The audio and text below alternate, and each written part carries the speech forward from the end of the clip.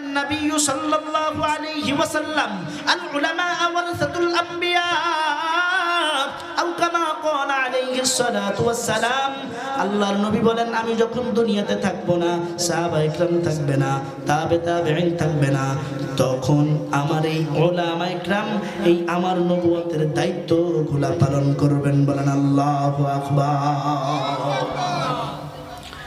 এজন্য আল্লাহর নবীর প্রিয় সাহাবী হযরত আবু হুরায়রা রাদিয়াল্লাহু তাআলা আনহু বলেন, ও দুনিয়ার উম্মত, দুনিয়াতে যদি তোমরা নবী না পাও, যদি তোমরা হক্কানি আলেমদেরকে পাও, তাদের হাতের সঙ্গে হাতটা মিলাও। যদি তাদের হাতের সঙ্গে হাতটা মিলাও, মনে করবা যে নবীর হাতের সঙ্গে তোমরা হাত মিলাইলা। যদি হক্কানি আলেমদেরকে মেহমানদারি করা, মনে করবা নবীকে মেহমানদারি করাইলা।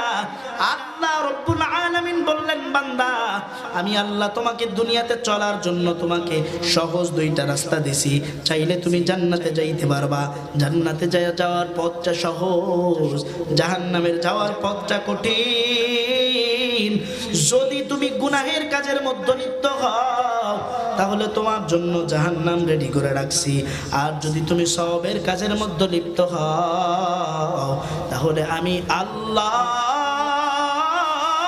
তোমার জন্য চির সুখের জান্নাত রেডি করে রাখছি। বলেন না সুবহানাল্লাহ।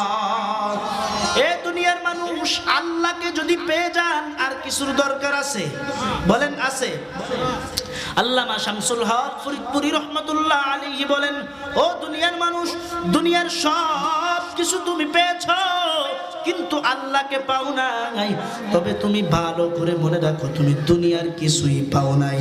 আর তুমি দুনিয়ার কিছুই পাও নাই, আর তুমি আল্লাহকে পেয়েছো, তবে তুমি দুনিয়ার সব কিছু পেয়ে গেছো। এমন জীবন তুমি করিবে গঠন, মরণে হাসিবে তুমি, কাঁদিবে ভুবন। এমন জীবন তুমি করিও না গঠন, মরণে কাঁদিবে তুমি, হাসিবে ভুবন। লা ইলাহা ইল্লাল্লাহ, জোরে লা ইলাহা আল্লাহ, জমিনে আল্লাহ, আসমানে আল্লাহ, জমিনে আল্লাহ, হায়াতে আল্লাহ, মৌতে আল্লাহ। লা ইলাহা ইল্লাল্লাহ, জোরে লা ইলাহা ইল্লাল্লাহ। লা মুহাম্মাদুর রাসূলুল্লাহ। এই দুনিয়াতে আপনার টাকা নাই, পয়সা নাই, কিচ্ছু নাই। যদি আপনি আমার মাওলাকে পেয়ে যান, তাহলে দুনিয়ার সব কিছু আপনি পেয়ে গেলেন। আর যদি আল্লাহকে না পান, দুনিয়ায় হাজার অর্থ সম্পদ, কোটি কোটি টাকার মালিক, সব ধূলিসাৎ হয়ে যাবে। কারণ ও মুসলমান, এই দুনিয়ায় কারুনের থেকে সম্পদওয়ালা ব্যক্তি আর আছে বলে আমার মনে হয় না। কারুনের থেকে সম্পদওয়ালা ব্যক্তি আমার ছিল বলে আমার মনে হয় না। এই কারণ এত সম্পদের মালিক ছিল, এত সম্পদের মালিক যে তার চাবি, সম্পদের চাবি বহন করার জন্য প্রায় 40টা উটের প্রয়োজন। কয়টা? সম্পদের চাবি বহন করার জন্য 40টা উটের প্রয়োজন। পয়গম্বর মূসা নবী কারুনকে ডাক দিয়া কয়, কারুন, তোমার উপরে যাকাত ফরজ হয়েছে, তোমার সম্পদ থেকে 40 ভাগের 1 ভাগ আল্লাহর রাস্তায় যাকাত দাও। কারুন ডাক দিয়া কয়, আমি ইনকাম করে এত অর্থ সম্পদ বানাইছি, আমি আল্লাহর রাস্তায় যাকাত দেব, এটা সম্ভব? পয়গম্বর মূসা নবী কারুনকে ডাক দেয়, কারুন, তোমার সম্পদ থেকে আল্লাহর রাস্তায় যাকাত দাও, নাইলে কিন্তু বিপদ আছে। কারুন কয়, যত বিপদ আসুক না কেন, আমার টাকা দিয়া আমি বিপদ থেকে কেটে যাব। আচ্ছা বলেন, ওর টাকা কেউ কে বাঁচাইতে পারবে? সম্পদ বাঁচাইতে পারবে? ওর টাকা সম্পদ সব কিছু মাটির সাথে, ধুলার সাথে মিশে যাবে। পয়গম্বর মূসা আবার কারুনকে বললেন, ও কারুন, তোমার সম্পদ থেকে যাকাত দাও, নাইলে কিন্তু তোমার জন্য বড় বিপদ অপেক্ষা করতেছে। কারণ আমি যাকাত দিতাম না। আল্লাহ রাব্বুল আলামিন পয়গম্বর মূসাকে জানায় দেয়, ও পয়গম্বর মূসা, আর একটা বার আপনি কারুনকে অনুরোধ করবেন না, কারণ কারুনের সময় চলে এসেছে। আল্লাহ রাব্বুল আলামিন মাটিকে নির্দেশনা দিলেন, ও মাটি, ধর, তোর যত শক্তি আছে আমি আল্লাহ তোকে নির্দেশ দিলাম, কারুনের পা জাপটায় ধর, ওকে নিচের দিকে টেনে নিয়ে যা। কারুনকে যখন মাটি পাটা জাপটায় ধরছে, তখনও কারুন মনে করতেছে আমার সৈন্য, আমার লোকজন সব আমাকে বাঁচায় দিবে। আর বলেন, বাঁচাইতে পারবে? বাঁচানোর মালিক কে? জোরে বলেন, বাঁচানোর মালিক কে? আর কারুনকে এরকম ভাবে ধরার জন্য নির্দেশনা কে দিয়েছেন? বলেন, কে দিয়েছেন? আল্লাহ দিয়েছেন। মাটি আল্লাহর নির্দেশ পেয়ে কারুনকে ধরে ফেললো। কারুন ডাক দিয়া কয়, আমার সৈন্য সামন্ত যারা আছো, আমাকে জোরে টান দাও, উঠে যাব। সৈন্যদেরকেও মাটি গ্রাস করে ফেলেছে। বলেন না সুবহানাল্লাহ। সৈন্যরা সব গ্রাস, আস্তে আস্তে আস্তে আস্তে করে কারুনের যখন হাঁটু পর্যন্ত আসলো, হাঁটু থেকে কারুনের মাজা পর্যন্ত, এইবার যখন বুক পর্যন্ত মাটি কারুনকে গ্রাস করছে, কারুন এবার ডাক দিয়া কয়, পয়গম্বর, আমি কারুনকে বাঁচাও, তোমার আল্লাহকে কও যত যাকাত লাগে সব যাকাতের টাকা আমি সব দিয়ে দিব, সম্পদ দিয়ে দিব, শুধুমাত্র আমাকে বাঁচাও। আল্লাহ রাব্বুল আলামিন পয়গম্বর মূসাকে জানায়, ও পয়গম্বর মূসা, খবরদার খবরদার, দুটো হাত আমি আল্লাহর দরবারে একবারের জন্য উঠাবেন না, কারণ কারুনের মৃত্যুর গড়গড়ানি চলে এসেছে, ওর দোয়া কবুল হবে না, ও জাহান্নামে যাবেই যাবে, আর কোনো দোয়া কবুল হবে না। কারুনকে মাটির নিচে সম্পদ সহ ডাবায় দাও। এজন্য এ সম্পদওয়ালা, এ টাকাওয়ালা, এ ক্ষমতাওয়ালা, তোমার টাকা তোমার কাছে রেখে দাও, তোমার টাকা কবরে যাবে না। ও ক্ষমতাওয়ালা, তোমার ক্ষমতা 5ই আগস্ট পিছনের দরওয়াজা দিয়ে পলাইবে, এর তোমার থেকে ক্ষমতাবান নমরুদ কম ছিল না। আল্লাহ রাব্বুল আলামিন নমরুদকে একটা ল্যাংড়া মশা দ্বারা দুনিয়া থেকে বিদায় করছে, এ তোমার থেকে ক্ষমতা ফেরাউনের কম ছিল না। আল্লাহ তাআলা ফেরাউনকে পানির মধ্যে চুবায় চুবায় মারছে, তোমার থেকে ক্ষমতাবান ব্যক্তি কারুন কম ছিল না। কারুনকে আল্লাহ মাটির মধ্যে ডুবায় দিছে, এ তোমার থেকে ক্ষমতাবান ব্যক্তি আবু জাহাল, আবু লাহাব, উতবা, শাইবা কম ছিল না, তাদেরকেও আল্লাহ ধ্বংস করে দিছে। তোমার থেকে ক্ষমতাবান ব্যক্তি গৌর গোবিন্দ কম ছিল না। গৌর গোবিন্দ যখন এরকম প্রাসাদের মধ্যে দ্বারা ইসলামের বিরুদ্ধে হুঙ্কার দেয়, বাংলার সিলেটের জমিনে হযরত শাহজালাল রহমাতুল্লাহ আলাইহির আল্লাহু আকবারের ধ্বনিতে গৌর গোবিন্দর মস্তক মাটির নিচে ধুলার সাথে মিশে যায়। এ তোমার থেকে ক্ষমতাবান ওই যে স্বৈরাচারী লেডি ফেরাউন কম ছিল না, তাকে ছোট্ট ছোট্ট পঙ্গপালের মতো আল্লাহ রাব্বুল আলামিন ছাত্র মাঠের মধ্যে নামায় দিছে, আর পিছনে দরওয়াজা দিয়ে হেলিকপ্টার নিয়ে মামু বাড়ি দিল্লি পলাইছে। হে ক্ষমতাবান, হে টাকাওয়ালা, ভালো করে শুনো, আল্লাহর ক্ষমতার সামনে তোমার ক্ষমতা টিকবে না। এজন্য দুনিয়াতে যদি আমার মাওলাকে পেয়ে যাও, দুনিয়াতে যদি আমার আল্লাহকে পেয়ে যাও, তবে তুমি সব পেয়ে যাইলা, সব পেয়ে যাইবা। বাদশা হারুন আর রশিদের জামানার একটি ঘটনা। বাদশা হারুন আর রশিদ, তার একজন ভক্ত ছিল যার নাম বাহলুল। এই বাদশা হারুন আর রশিদ বাহলুলকে বড্ড বেশি ভালোবাসতেন, বড্ড বেশি মোহাব্বত করতেন, এত বেশি ভালোবাসতেন, এই ভালোবাসা দেখে অন্য অন্য যত এমপি মন্ত্রীরা ছিল তাদের হিংসা হতো। এলাকার চেয়ারম্যান মেম্বার যদি নির্দিষ্ট কাউকে ভালোবাসে, বলেন তো অন্য অন্য লোকের হিংসা হয় কি হয় না? আমি যদি নির্দিষ্ট এখানে কাউকে ইন্ডিকেট করে ভালোবাসি, এই সকল মানুষের হিংসা হবে, কারণ হুজুর একাই ওই লোকটাকে ভালোবাসতেছে। এদিকে বাহলুলকে বাদশাহ এত পরিমাণ ভালোবাসে, এত পরিমাণ ভালোবাসে, এই ভালোবাসা দেখে অন্যান্য এমপি মন্ত্রীদের বড় হিংসা হয়, বড় কষ্ট লাগে। তারা বাদশার কাছে নালিশ দিল, বাদশা আমাদেরকে আপনি কম ভালোবাসেন, আমাদেরকে আপনি কম মোহাব্বত করেন। বাদশা হারুন আর রশিদকে ডাক দিয়া কয়, আমাদেরকে আপনি কম ভালোবাসেন, মোহাব্বত করেন, বাহলুলকে আপনি কেন এত বেশি ভালোবাসেন? বাদশা ডাক দিয়া কয়, তোমরা প্রমাণ চাও? বলে হ্যাঁ, আমরা প্রমাণ নিতে চাই। বলে ঠিক আছে, তোমরা যত এমপি মন্ত্রী আসো সব আমার দরওয়াজার গেটের মধ্যে রাজপ্রাসাদে ঢুকো। দারোয়ানকে ডাক দিয়া কয়, ও দারোয়ান, তোমরা মানুষগুলা ঢোকার সাথে সাথে সব দরওয়াজা জানলা বন্ধ করে দিবা। দারোয়ান বাদশার কথা অনুযায়ী সব দরওয়াজা জানলা বন্ধ করে দিল। এইবার বাদশা হারুন আর রশিদ সবাইকে ডাক দিয়া বলেন, ও আমার এমপি মন্ত্রীরা, এই যে এর ভিতরে তোমাদেরকে ঢুকাইলাম, এবার চারিদিকে চোখ বুলাও, দেখো কোথাও স্বর্ণ রাখা আছে, কোথাও রূপা রাখা আছে, কোথাও টাকা রাখা আছে, কোথাও ক্ষমতা রাখা আছে।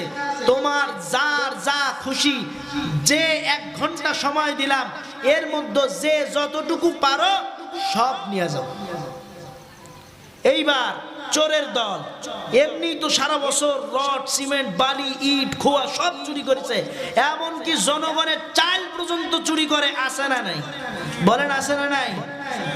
এই চোরের দল এইবার সব কিছু লুণ্ঠন করা আরম্ভ করছে।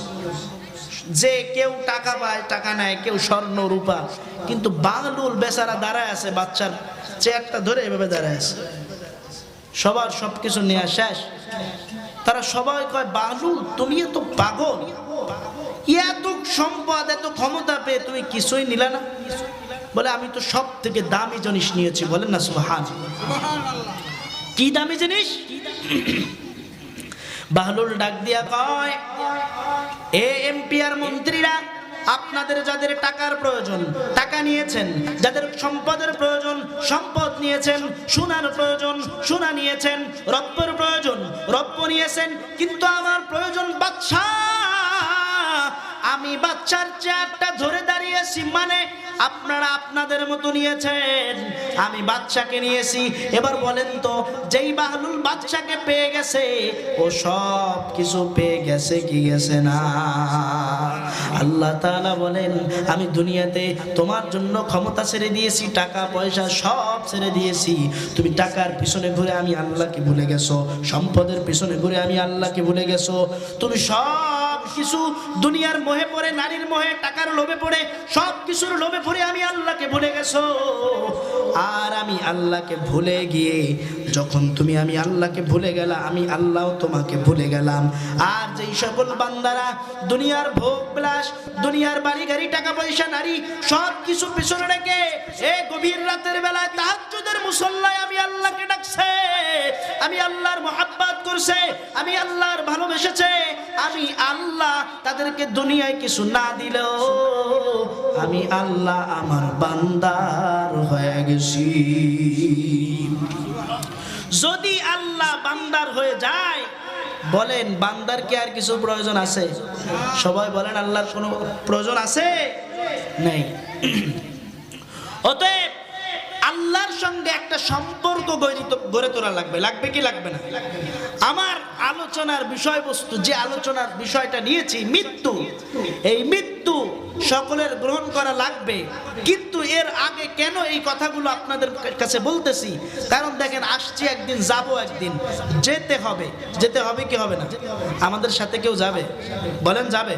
যেতে হবে খালি হাতে, যেতে হবে খালি হাতে, সঙ্গে কিছুই যাবে না। 3.5 হাত জায়গা পাবি, পাবি না রে বিছানা। 3.5 হাত জায়গা পাবি, পাবি না রে বিছানা। আজকে তুমি যাদের লাগি শুধুই পাগল পাড়া,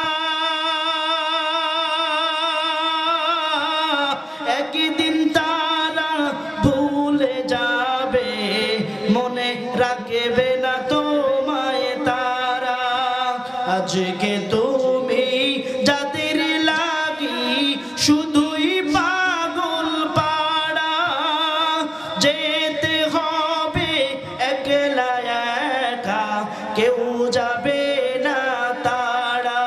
ছাড়তে হবে মায়ার বন্ধন, ছাড়তে হবে মায়ার বন্ধন, এই তো সাধের দুনিয়া।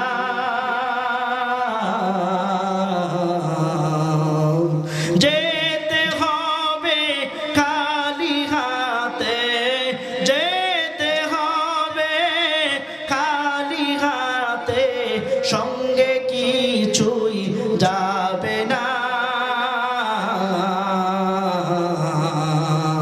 3.5 হাত জায়গা পাবি, পাবি না রে বিছানা। 3.5 হাত জায়গা পাবি, পাবি না রে বিছানা। কথা বলেন ঠিক কিনা? 3.5 হাত জায়গা ছাড়া আমাদের সাথে কিছু যাবে? বলেন যাবে? এ আসছি একা যাবো, একা আমার সাথে কেউ যাবে না। ওরে আমার মা আমার সাথে যাবে না, আমার বাবা আমার সাথে যাবে না, এরে আমার সম্পদ আমার সাথে যাবে না। আমার একমাত্র যাবে আমার সাথে নেক আমল। ওরে নেক আমল নিয়া যদি নেক আমল করে করে যদি দুনিয়াতে খাঁটি তওবা করে আল্লাহর রাস্তা থেকে তওবা করে আমরা বিদায় হতে পারি, আমাদের জন্য জান্নাতের রাস্তা সুগম। আর না হয় আমাদের জাহান্নাম আমাদের জন্য ওয়াজিব। হে যুবক, হে আমার বৃদ্ধ বাবাজি, এই দুনিয়ায় আপনি আমি বেশি দিন থাকতে পারবো না। এই দুনিয়া থেকে মৃত্যু আমাদেরকে অবধারিত, মৃত্যু আমাদের হবেই হবে, কোনো সুযোগ নাই মৃত্যুর হাত থেকে বাঁচার। অতএব মৃত্যু আমাদেরকে পাকড়াও করবেই করবে, ঠিক কিনা বলেন? মৃত্যু আমাদেরকে পাকড়াও করবে। ও মুসলমান, কি বুঝাইছেন? কি নিচ্ছেন? কবরে যাবেন তো যাবেন, কি নিবেন কবরে? এই কবরে আপনার সাথে কি যাবে? দুনিয়ার টাকা পয়সা সম্পদ অর্থ নারী বাড়ি গাড়ি এগুলো কবরে কিছু যাবে? বলেন যাবে? আরে আপনি কোটি টাকা দিয়ে বাড়ি করবেন, লক্ষ টাকা দিয়ে আপনি খাট সোফা পালঙ্গ কিনবেন, দেখবেন আপনি মারা যাওয়ার পর আপনার লাশটা ওই মসজিদের ওই খাটিয়ালাই আপনার জন্য হবে। কোটি টাকার লক্ষ টাকার পালং আপনার জন্য হবে না? হবে? বলেন হবে না। এজন্য মুসলমান ইমানদার আল্লাহর গোলাম, এই মৃত্যুবরণ সবার করা লাগবে। আজরাইল আমার সামনেও আসবে, আপনার সামনেও আসবে। ওরে আজরাইলের থাবাটা বড় কঠিন, আজরাইলের থাবা বড় কঠিন। এই আজরাইল যখন আপনার আমার সামনে আসবে, এ মুমিন ব্যক্তির মারা যাওয়ার আগে মুমিনকে আল্লাহ রাব্বুল আলামিন কিভাবে এরকম ভাবে স্বাগত জানাবে? যখন কোনো একজন মুমিন মৃত্যুর শয্যায় চলে আসবে, আসমান থেকে আল্লাহ রাব্বুল আলামিন রহমতের ফেরেশতা নাজিল করবেন। আসমান থেকে রহমতের ফেরেশতারা নাজিল হতে থাকবে। মৃত ব্যক্তির বাড়ির চারপাশ রহমতের ফেরেশতারা বেষ্টনী করে ফেলবে। এদিকে তারা তাদের গায়ের মধ্যে সাদা জুব্বা, তাদের মাথার মধ্যে থাকবে পাগড়ি। তারা জান্নাত থেকে মেশকো আম্বরের একটা চাদর নিয়ে আসবে। কি নিয়ে আসবে বলেন? আমার দিকে খেয়াল করেন, জান্নাত থেকে একটা চাদর নিয়ে আসবে। এই চাদরটা নিয়ে তারা মৃত ব্যক্তির সামনে দাঁড়াবে, তাকে ডাক দিয়া বলবে, হ্যাঁ ইমানদার, তোমার কোনো চিন্তা নাই, তোমার কোনো ভয় নাই, আমরা তোমার কোনো ক্ষতি করব না। এদিকের মালাকুল মাউত তিনি আসবেন বড় একটা পাগড়ি পরে, পাগড়ি পরিধান করে তিনি স্বাভাবিক একটা মানুষের মতো মৃত ব্যক্তির সামনে আসবেন। মৃত ব্যক্তি তাকে দেখে মৃত হাসবেন এবং তিনি বলার চেষ্টা করবেন যে হুজুর এসেছে, অনেক হুজুর এসেছে, এদেরকে একটু বসতে দেন, এদেরকে একটু আপ্যায়ন করেন। কিন্তু সে বলতে পারবে না, খালি চোখ ঘোরাবে আর মিসকি মিসকি করে হাসবে। মৃত ব্যক্তি তার দিকে মৃত হওয়ার আগে, মরণ হওয়ার আগে আজরাইল যখন সামনে আসবে, ফেরেশতারা বলবে, ও ইমানদার, তোমার কোনো টেনশন নাই, তোমার কোনো চিন্তা নাই, তোমার নিঃসন্দেহে থাকো, তার সামনে এরকম ভাবে জান্নাতের ছবি ধরা হবে। যখন জান্নাতের ছবিটা তার সামনে ধরানো হবে, এদিকে এই সুযোগে আজরাইল জানটা কবজ করে নিয়ে যাবে। এ বাচ্চাদের যখন মুসলমানি দেয়, যখন হাজাম বা ডাক্তার তাকে ভিন্ন ভিন্ন কথা বলে, কি বলে না, ভিন্ন ভিন্ন কথা বলে, এই মজা কিনে দিব, তুমি পারলে এইটা বলো ওইটা বলো, এদিকে কিন্তু তার কাটিং টু ফিটিং শেষ। কথা বলেন ঠিক কিনা? আজরাইল যখন জানটা কবজ করবে, ঠিক তখন তদ্রুপ ফেরেশতারা জান্নাতের ছবিটা দেখাবে। বলেন না সুবহানাল্লাহ। জান্নাতের ছবি দেখে বান্দা পাগল পারা হয়ে যাবে, আমি কখনোই জান্নাতে যাব, কখনোই জান্নাতে যাব। এদিকে ওই পাগল পারা হওয়া অবস্থায় আজরাইল জানটা কবজ করে নিয়ে যাবেন। যখনই আজরাইল জানটা, মালাকুল মাউত জানটা কবজ করবেন, ঠিক মালাকুল মাউতের হাত থেকে সবল দিয়ে ফেরেশতারা ওই জানটা নিয়ে নেবেন। ওই রূহটা নিয়ে তারা ওই যে মিশক আম্বরের চাদর এনেছিল, ওই চাদরের মধ্যে সুন্দর করে সম্মানের সাথে পেঁচানো হবে। সম্মানের সাথে পেঁচানোর পর প্রথম আসমানে ওই চাদরটা, ওই বান্দার জানটা, রূহটা নিয়ে যাবে। প্রথম আসমানে নিয়ে, প্রথম আসমানের নিয়োজিত ফেরেশতা প্রশ্ন করবে, কে আসছো? বলে অমুকের জানটা নিয়ে আসছে আমি, অমুক ফেরেশতা। বলবে আল্লাহ রাব্বুল আলামিন কি তোমাদেরকে ঢুকতে নির্দেশনা দিয়েছেন? তারা বলবেন হ্যাঁ, কারণ এটা দুনিয়ার কোনো সাধারণ মানুষের রূহ না, দুনিয়ার কোনো সাধারণ মানুষের জান না, এটা একটা ঈমানদার ব্যক্তির জান। বলেন না সুবহানাল্লাহ। টাস টাস করে আসমানের দরজাটা খুলে দিবে। আল্লাহ রাব্বুল আলামিনের সামনে মুমিনের জানটা নেওয়া হবে। আল্লাহ রাব্বুল আলামিন বলবেন, এই জানটাকে আর কষ্ট দিও না, যাও যাও কবরের মধ্যে রেখে দাও, আর কবরের সাথে জান্নাতের একটা সুব্যবস্থা করে দাও। আর দুনিয়াতে যদি খারাপ কাজ করো, আল্লাহর ইবাদত বন্দেগী না করো, যদি নাফরমানি আর বেঈমানি করো, এ জানটা কেমন ভাবে নিবে? ওরে আসমান থেকে একদল ফেরেশতা আসবে, এ যাদের হাতের মধ্যে আসমান থেকে, জাহান্নাম থেকে সালার চট নিয়ে আসবে, সালার চট নিয়ে আসবে, ভয়ঙ্কর রূপে বেঈমানের বাড়ির সামনে ঘিরবে। আজরাইল যখন আসবে, ওরে আজরাইলের পাটা থাকবে মাশরিকে আর মাথাটা থাকবে মাগরিবে। এ মাথা থাকবে আসমানে, পা থাকবে জমিনে। এমন অবস্থা আজরাইলের চক্ষু দুইটা থাকবে নীল, বড় বড় চক্ষু দিয়া যখন বেঈমানের দিকে আজরাইল তাকাবে, ওরে তাকানোর সঙ্গে সঙ্গে বেঈমানের চক্ষু উল্টা যাবে, অন্তরের বুকের ছাতিটা ফেটে যাবে। ঠিক তদ্রূপ সময় পানির পিপাসা লাগবে, কিন্তু দুনিয়ার সমস্ত পানি যদি তার মুখের মধ্যে ডালা হয়, তার পিপাসা মিটবে না। আজরাইলকে দেখার সঙ্গে বেঈমান কাফেরের ওই জানটা, বেঈমানের জানটা এদিক সেদিক ছুটাছুটি করতে থাকবে। যখন ফেরেশতারা হাতের মধ্যে মুগুর নিয়ে, হাতুড় নিয়ে এক পাশ থেকে বাড়ানো আরম্ভ করবে, পায়ের আঙ্গুল থেকে বাড়াইতে যখন হাঁটু পর্যন্ত আসবে, হাঁটু থেকে বেরোতে তখন এভাবে আস্তে আস্তে বাড়াইতে সোজা করে ফেলবে।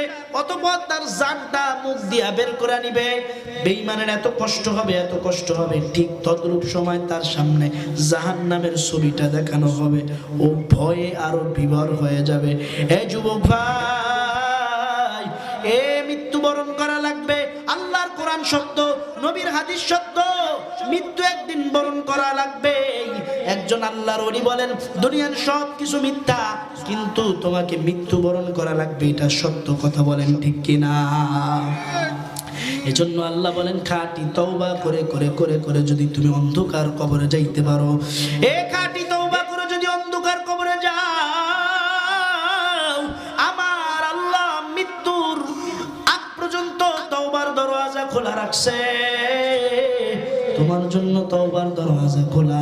তুমি যদি খাঁটি তওবা করো, আল্লাহ বলেন হে ঈমানদারগণ, ও আমার বান্দারা, লা তাকনাতু বির রাহমাতিল্লাহ, তোমরা আমার রহমত থেকে নিরাশ হও না, তোমরা আমার রহমত থেকে দূরে সরে যাইও না।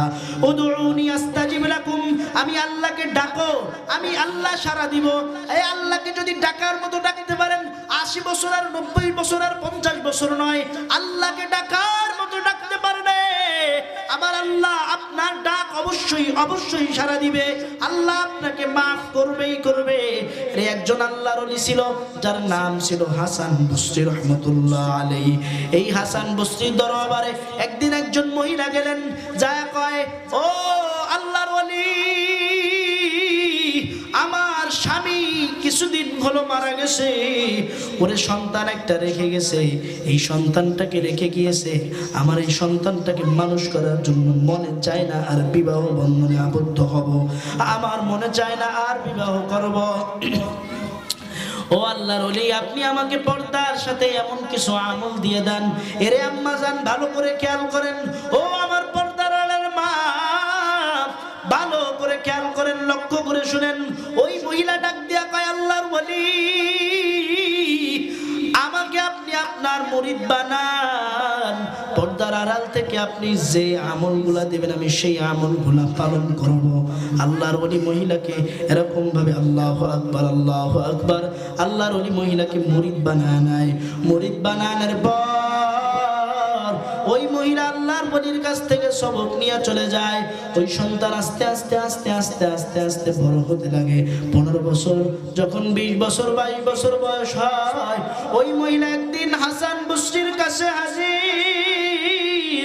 হাসান বসরিকে ডাক দিয়া কয়, ও আমার শায়েখ, ও আমার মুর্শিদ, যেই সন্তানটাকে মানুষ করার জন্য কোনোদিন বিবাহ বন্ধনে আবদ্ধ হই নাই, বিবাহ করি নাই, আমার এই সন্তানটা নেশাপানির মধ্যে লিপ্ত হয়ে আছে, আমার এই সন্তানটা নামে নামাজি, আমার সন্তানটা নামাজ আদায় করে না, নেশা করতে করতে করতে করতে আমার এই সন্তান বড় একটা রোগ জমায় ফেলছে, আমার এই সন্তান মনে হচ্ছে কিছুদিন পর মারা যাবে, কারণ ডাক্তারের কাছে গেছিলাম, ডাক্তার বলছে আমার এই সন্তানটা মারা যাবে।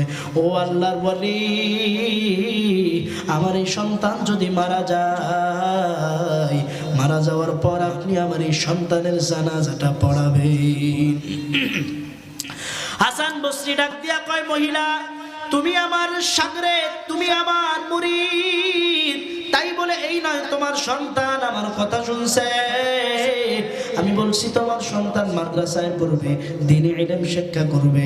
তোমার সন্তান যেহেতু নেশাপানি, তোমার সন্তান নেশাপানির মধ্যে লিপ্ত হয়েছে, আমি তোমার সন্তানের জানাজা পড়াইতে পারবো না, আমি তোমার সন্তানের জানাজা পড়াবো না, তুমি চলে যাও, তোমার সন্তান মারা গেলে আমার করার কিছু নাই। মহিলা কান্না মাখা কণ্ঠে আল্লাহর ওলির কাছ থেকে চলে গেলেন। বাসায় গিয়া সন্তানকে ডাক দিয়া কয়, আমার সন্তান, আমার সন্তান, আমার শায়েখ, আমার মুর্শিদ হাসান বসরির কাছে গেছিলাম, এই হাসান বসরি বলছে তুমি নামাজ পড়ো নাই, তুমি ইবাদত বন্দেগী করো নাই, সারা জীবন নেশা পান করেছো, আজকে তোমার নেশা করতে করতে বড় একটা রোগ হয়ে গেছে। ও সন্তান, তুমি মারা গেলে তোমার জানাজা হাসান বসরি পড়াবে না। ওই ছেলেটা চোখের পানি ছেড়ে দিয়ে মাকে জড়া ধরা কান্দে, মা, ও মা গো, দুনিয়াতে বড় ভুল কাজ করেছি, নেশাপানি করেছি, ও মা গো, দুনিয়াতে নামাজ আদায় করি নাই, আল্লাহর হুকুম পালন করি নাই, এই দোষে আজকে তোমার শায়েখ আমার জানাজা পড়াবে না। ও মা গো, আজকে থেকে খাঁটি তওবা করলাম, আর নামাজ ছেড়ে দেব না, আর ইবাদত বন্দেগী করব, নেশাপানি আর করব না। ওই সন্তান মার কাছে তওবা করে সন্তানের রুমে ঘুমাইতে গেছে, মা মায়ের রুমে ঘুমাইতে গেছে। হঠাৎ করে তাহাজ্জুদের নামাজ যখন মা পড়তে উঠছে, সন্তানকে নামাজের জন্য ডাকে, ও সন্তান উঠো, সন্তান উঠো। দেখে সন্তানের দরজা থেকে কোনো আওয়াজ নাই। মা ভেবে নিয়েছে আমার সন্তান দুনিয়া থেকে বিদায়। আশপাশের কয়েকজন লোক ডেকেছে, লোক ডেকে তাকে গোসলের ব্যবস্থা করলো। গোসলের ব্যবস্থা করে তাকে যখন কাফন পরায় খাটিয়ালার মধ্যে রেডি করলো, হঠাৎ দূর থেকে তাকায় দেখে আল্লাহর ওলি হাসান বসরি হাজির। মহিলা পর্দার আড়াল থেকে ডাক দিয়া কয়, আমার মুর্শিদ, ও আমার শায়েখ, আপনি বলেছেন আমার সন্তানের জানাজা পড়াবেন না, আপনি কেন আসলেন? হাসান বসরি ডাক দিয়া কয়, মহিলা, এই গত রাতের বেলা আমি যখন ঘুমালাম, ওরে মদিনাওয়ালা নবী আমার কাছে হাজির। ওরে হাসান, তুমি এখনো ঘুমাও, তুমি আর ঘুমায়ো না। আমার ওই উম্মত দুনিয়া থেকে বিদায় হয়েছি। ও হাসান, তুমি আমার উম্মতের জানাজাটা পড়াও। আমি আর আল্লাহর নবীর কথা শুনে ঘরে থাকতে পারি নাই। ও মহিলা, তোমার সন্তান কত রাতের বেলা এমন তওবা করেছে, যেই তওবার কারণে আমার আল্লাহ মাফ করে দিছে। এ শুধু নয়, আমার আল্লাহ শুধু মাফ করে নাই তা নয়, আমার আল্লাহ ওই সন্তানকে আল্লাহর ওলি বানায় দিছে। এজন্য যদি খাঁটি তওবা করো, আমার আল্লাহ তোমাকে মাফ করে দিবে, আমার আল্লাহ তোমাকে মাফ করে দিবে। ওরে খাঁটি তওবা করে যদি কবরের মধ্যে যাও,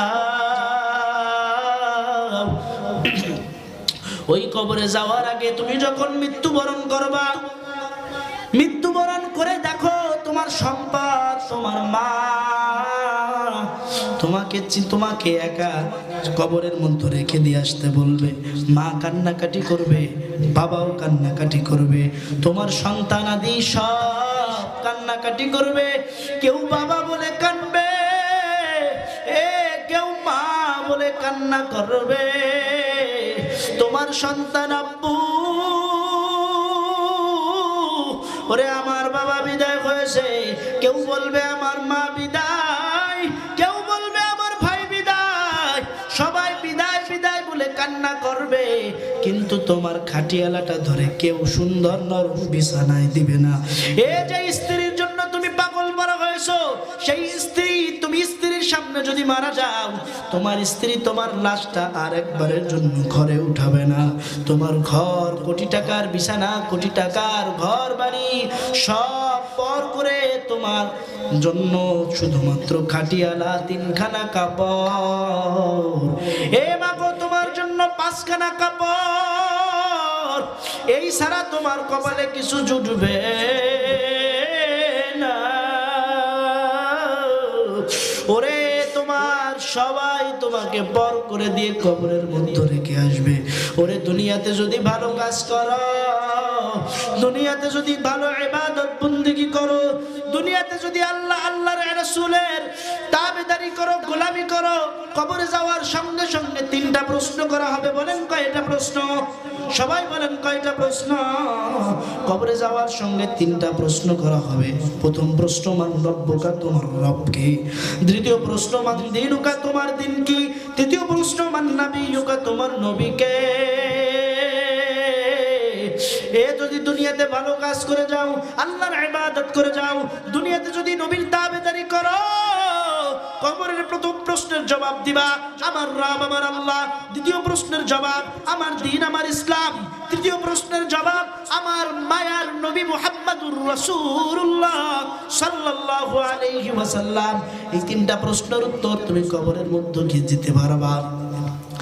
আর যদি দুনিয়াতে খারাপ কাজ করে যাও, দুনিয়াতে আল্লাহর ইবাদত না করো, নবীর হুকুম নবীর সুন্নাহ অনুযায়ী না চলো, এ কবরে যাওয়ার সঙ্গে সঙ্গে প্রথম প্রশ্ন করা হবে মান রব্বুকা, এ তোমার রব কে? তুমি বলবা লা আদরি, আমি জানি না, আমি জানি না। দ্বিতীয় প্রশ্ন করা হবে মান দীনুকা, তোমার দিন কি? তুমি বলবা লা আদরি, লা আদরি, আমি জানি না। তৃতীয় প্রশ্ন করা হবে মান নাবিয়ুকা, তোমার নবী কে? রে তুমি বলবা আমি জানি না। এই কথা বলার সঙ্গে সঙ্গে কবরের দুই পাশের মাটি এমন জোরে চাপ মারবে, ওরে চাপের সঙ্গে পাথরের হাড্ডি গোলা চুরমার হয়ে যাবে, একটা হাড্ডি আর একটার মধ্যে ঢুকে যাবে। কবরের মধ্যে এমন 99টা সাপ।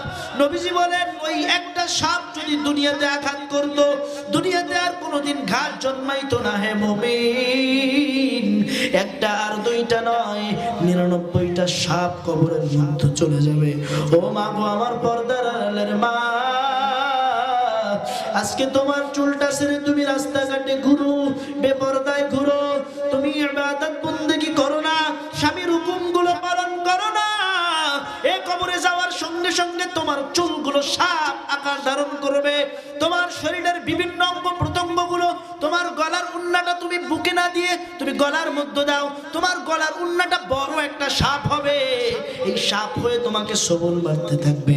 শুধু তাই নয় রে বাবা, কবরের মধ্যে দুইজন ফেরেশতা নিযুক্ত করা থাকবে, দুইজনের হাতে মুগুর থাকবে। এমন ফেরেশতা আমার আল্লাহ নিয়োজিত করেছেন,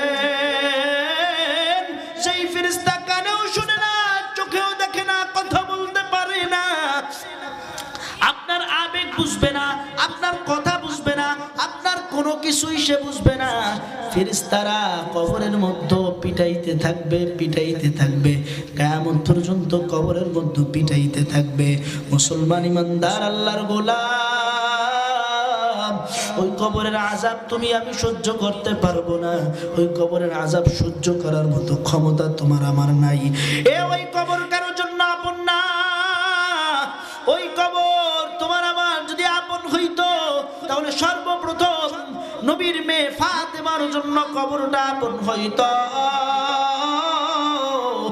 ওরে নবীর মেয়ে ফাতেমা যখন মারা যায়, কবরটা খুঁড়তেছিলেন হযরতে আবু যর গিফারি। আবু যর ডাক দিয়া কয়, কবর তুমি কি জানো তোমার কবর কে খুঁড়তেছে? কবর তোমার কার জন্য এই কবরটা খোঁড়া হচ্ছে? কবর কোনো জবাব দেয় না। কবর আবু যর গিফারি রাদিয়াল্লাহু তাআলা আনহু আবার প্রশ্ন করলেন, ও কবর তুমি কি জানো তোমার মধ্যে আজকে কাকে রাখতে যাচ্ছি? কবরের কোনো লাজবাব, কোনো জবাব নাই। আবার প্রশ্ন করলেন, হে কবর তুমি কি জানো তোমার মধ্যে আজকে কাকে রাখতে যাচ্ছি? কবরের কোনো জবাব নাই। কবরকে আবার বলা হলো, ও কবর তোমার মধ্যে যাকে রাখতে যাচ্ছি তিনি হচ্ছে হাসান হোসেনের মা ফাতেমাকে তোমার মধ্যে রাখতে যাচ্ছি। কবরের কোনো জবাব নাই।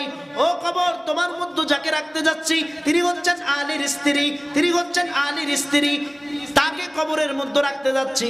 খবরদার, খবরদার, কবর বেয়াদবি করবা না। কবরকে আবার প্রশ্ন করা হলো, কবর তোমার মধ্যে যাকে রাখতে যাচ্ছি তিনি দুনিয়ার কোন সাধারণ মানুষ নয়, যাকে সৃষ্টি না করলে তামাম পৃথিবীর কোনো কিছুই সৃষ্টি হতো না। মানবতার মুক্তির দূত জনাবে মুহাম্মদুর রাসূলুল্লাহ সাল্লাল্লাহু আলাইহি ওয়াসাল্লামের মেয়ে ফাতেমাকে তোমার মধ্যে রাখতে যাচ্ছে। খবরদার, খবরদার, কবর বেয়াদবি করবা না। আবু যরের এই কথা শুনে কবরের জবান আল্লাহ খুলে দিয়েছে, মাটির জবান খুলে দিয়েছে। মাটি ডাক দিয়া কয়, খবরদার, খবরদার আবু যর, একটা বারের জন্য আমাকে ধমক দিবা না, একটা বারের জন্য আমাকে কোনো প্রশ্ন করবা না। আমি কবর এমন একটা জায়গা, কে নবীর মেয়ে ফাতেমা আমি চিনি না, কে হাসান হোসেনের মা ফাতেমা আমি চিনি না, কে আলীর স্ত্রী আমি চিনি না, কে জান্নাতের সর্দারিনী ফাতেমা আমি চিনি না। আমার মতো ভালো আমল নিয়ে যে আসবে, ওরে আমি তার জন্য হব জান্নাতের বাগান। আমার মধ্যে যদি খারাপ আমল নিয়ে আসা হয়, আমি তার জন্য হব জাহান্নামের গর্ত।